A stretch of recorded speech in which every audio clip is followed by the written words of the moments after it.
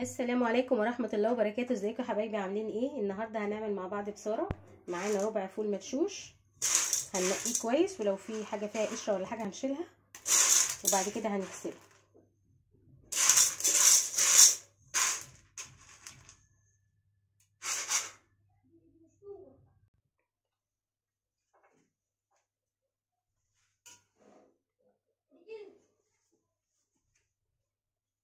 كده اهو غسلناها وحطينا مية،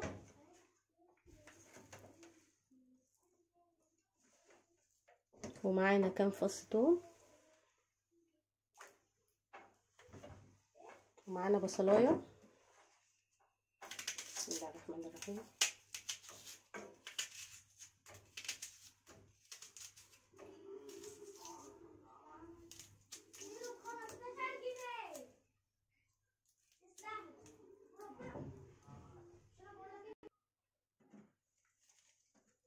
ومعانا حزمه شبت وحزمه كزبره غسلهم كويس قوي، هنقطعهم برضو.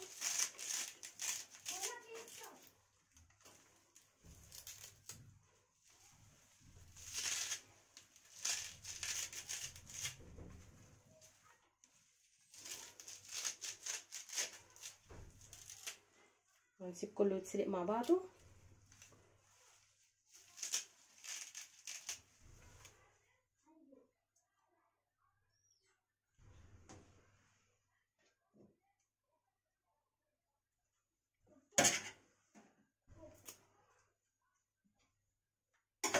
هنوطي عليه وهنسيبه يستوي كويس.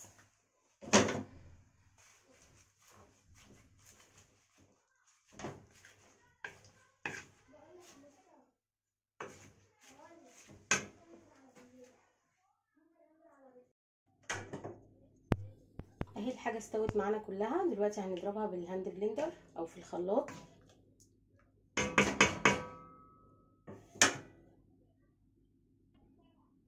بسم الله الرحمن الرحيم.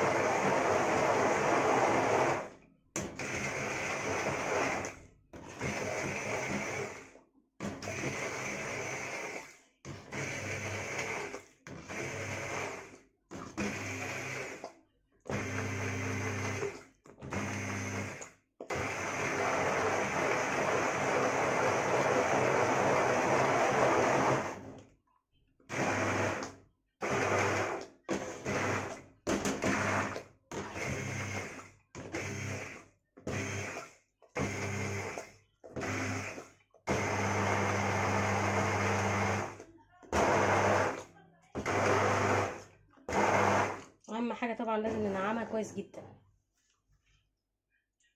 ودلوقتي هنعمل مع بعض التقليه. انا مش بحب البصل كتير، بس هو بيديها ريحه صراحه، لان بقيه الزيت دوت احنا هنحط فيه البصاره وهنسويها فيه.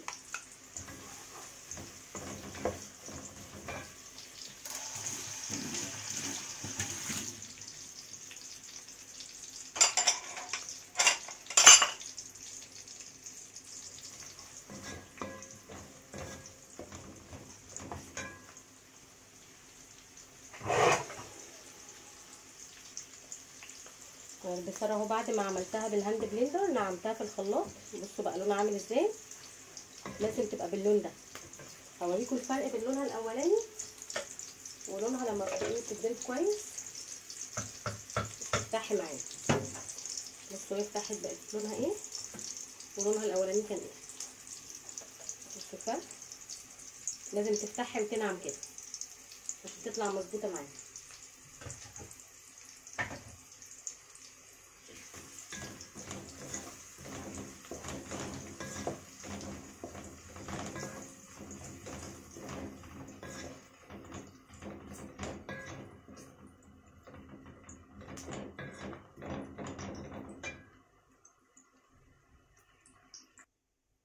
دلوقتي بعد ما التقليه تتحمر معانا هنحط فص ثوم مدقوق ناعم بيديها ريحه حلوه قوي.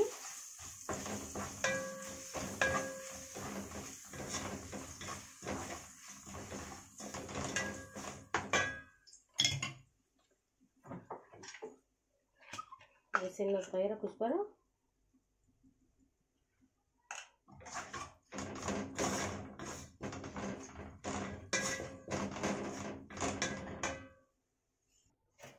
ودلوقتي شلنا التقليه اهو من الزيت. الزيت ده بقى اللي هنسوي فيه البصاره. بسم الله الرحمن الرحيم.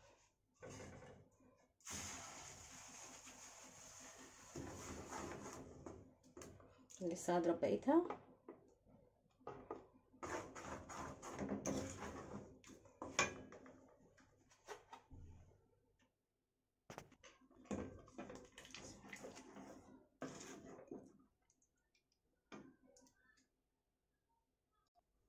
اهم حاجه بقى شويه النعناع الناشفين دول، شويه كمون والملح. بسم الله الرحمن الرحيم.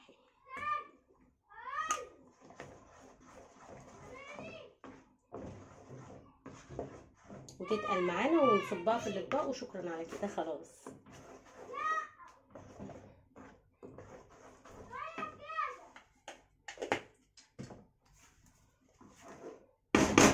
بصوا بقى لما بننعمها كويس بتتقل معانا، لكن لما بننعمهاش كويس وبتبقى مفروله كده ما بترضاش تتقل ابدا، تفضل سايبه.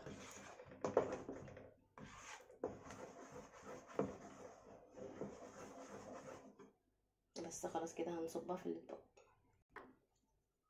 بسم الله الرحمن الرحيم.